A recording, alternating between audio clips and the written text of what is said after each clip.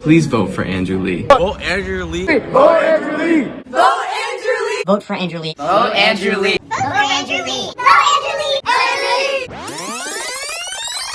Andrew Lee. Hey everyone, welcome back to another episode of She's Busy Podcast. I'm your host Katie. And I'm your host Creedy. And in today's episode, we'll be interviewing Andrew Lee about his class president campaign and all the social media marketing that went into it. So Andrew, can you tell us a little bit about yourself? So first of all, just thank you so much for having me on the podcast. It's such an honor to be invited on this podcast. And yeah, so a little bit about myself. I'm going to Franklin Marshall College next year. I'm going to be on their cross country and track team on the D3 NCAA level. And as a major, I'm going to go in as a dual business and government major, but I'm willing to change course if I decide I become more interested in something else. Thank you so much for telling us that about you. So at your high school, you had a very important position in student government. Could you tell us a little bit about that? Yeah, so I ran for the secretary position for my student government. Okay, you might think it's just all note-taking, just taking notes of what happens during all the meetings and all that kind of jazz, but it's really so much more than that, because the way it works at Darien is that you're part of a team with the rest of the exec board. So it's the class pres, the vice president, me as secretary, and the communications officer. We all kind of coalesce and work together to govern the rest of the student body, the rest of the class reps that were a part of student government, and be able to fulfill on our promises and to deliver on class events that we were scheduled to hold. Thanks for telling us about that. And I've become aware of the fact that you had kind of not such a typical route to becoming executive secretary. So what exactly did you do that was different than the average person running for a president position? I'd say what I did differently is that I really capitalized on social media. And I think, especially with our generation and generations going on into the future, social media is going to become really important just for marketing businesses, marketing products, just marketing anything in general. If you think about it too, social media is a way of how you market yourself to everyone and to the world, like with what you post, how you express yourself, what you put on your bio. It's all out there and you leave that digital footprint out there. And so, yeah. So how did you use social media to be successful at DHS specifically? So in terms of like DHS specifics, in terms of like that executive secretary marketing campaign, I really kind of like hammered home like on my account, because I already knew that pretty much my entire grade follows me on my account. A lot of the underclassmen too follows me on my account. So I was like, okay, what is one effective way that could reach all of them and be able to really capitalize on that? Because I know hanging up posters around the school, okay, I'm not sure if it's the same for Hopkins, but like no one really like looks around at the posters like at school. They just kind of like get lost. We kind of look at them because at our school they actually banned social media marketing for campaigns. So the posters, they're not like the biggest factor, but people definitely do the job. Mm-hmm. Yep. So, but like at DHS, like there's like a whole ocean full of posters. Like every club at our school like has posters for like, you have like ping pong club, business club, politics club. It's kind of like become like an overswarm, like an overabundance of posters, like to the point where no one just like pays attention to them at all. So like I felt like traditional posters wasn't how I was gonna really convey my message and like be able to win over the school for the position and all. So that's why I said, okay, what is one thing that everyone has and that everyone looks at? And that's Instagram. It's Instagram, because like if you think about it, everyone, probably the same for Hopkins too, nearly everyone our age has an account. Because like you meet someone new, you go, hey, what's your Snap? Or hey, what's your Instagram? Like I don't think like I haven't asked someone for their number in such a long time. It's always just what's your Snapchat or what's your Instagram? Then you go from there. Yeah, so I really hammered home on that part. And I'd say probably a good 75% of my marketing was via social media, like via Instagram stories, posts, videos. And I'd say one thing that I really kind of like learned from that was that you can't do like an overabundance of like marketing too, because it becomes kind of like oversaturation to a point where it becomes like unnecessary. And that's kind of like the trap that my campaign sort of fell into, because I kept on putting too many like unnecessary things that I didn't need up there. It got to a point where it's like some of my friends were like, did you really need this, or did you really need that? So it's kind of like, all right, we're sick of looking at this. You don't need all this. Yeah. Just kind of like stick to, like, to the essentials, like what's important, not all like the nitty gritty details. And yeah, that's one of the traps I laid in there. But I'd say this too, because I remember like in the early days, back when I was like, when I first launched my campaign, I I made this poster on a canvas. Actually, it wasn't okay. It wasn't the best poster, but it got the point. It said, "Vote for me for class secretary." I think it had like 3 C's on it. It was like competent, courageous, and I forget the last. That was my launching point. That's when I started to.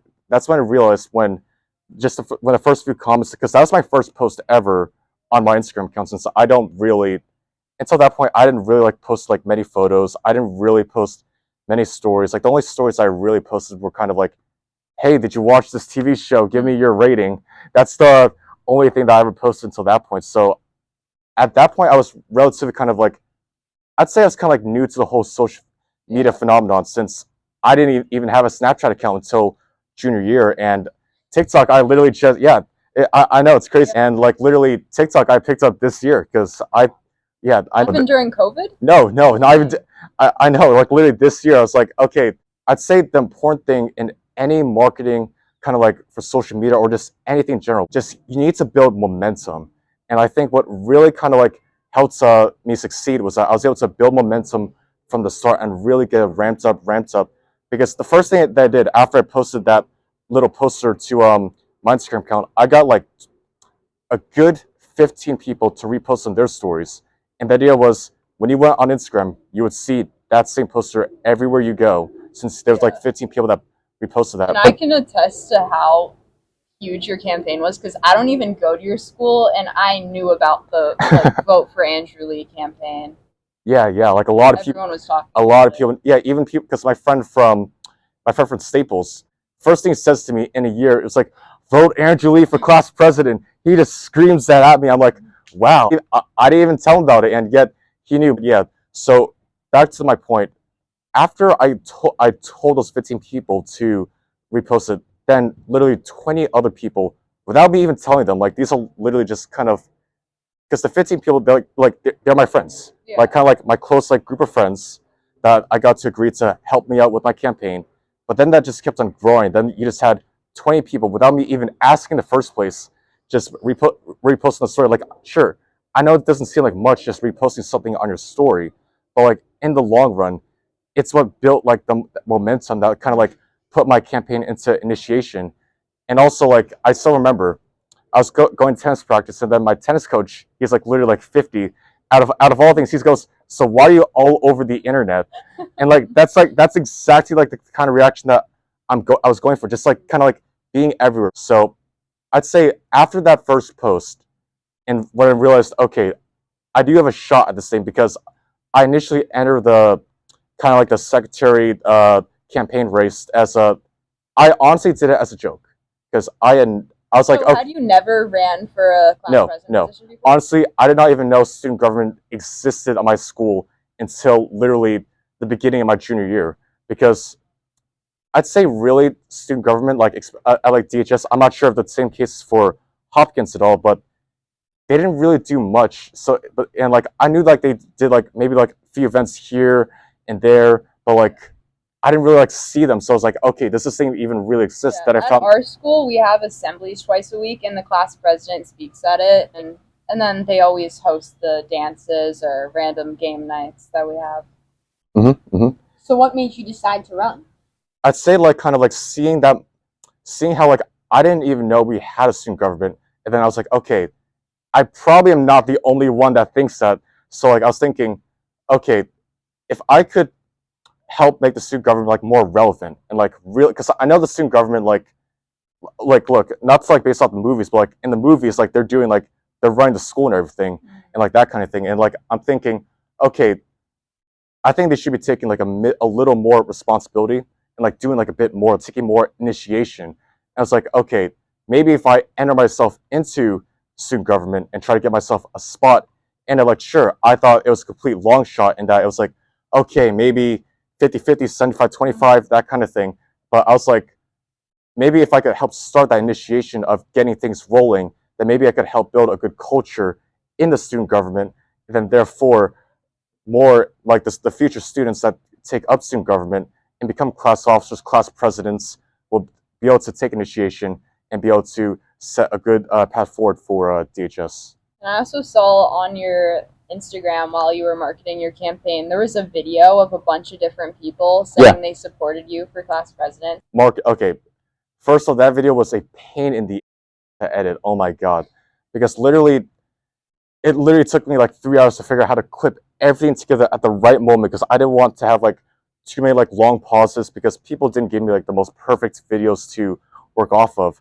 But yeah, but I'd say the reason for why I went for that approach, because the final count was, I think, 100 to 105 people in that video. The reason I did like that was because I want to add a face to kind of like my campaign in terms of marketing. And going back to like just like marketing products and like social media marketing in general, I feel like it's very important to just put like a face to something. So you basically recruited influencers from different areas of your school, because I saw you had a lot of the sports teams represented. Exactly, because like what I was going for, because when I was this also applies to like business and like marketing too, but like I was looking at kind of like what, like, let's just say, I know it's voter, but like let's just say consumer in like a business text. So like I was looking at the consumer and I was like, okay, how can I relate myself to the consumer?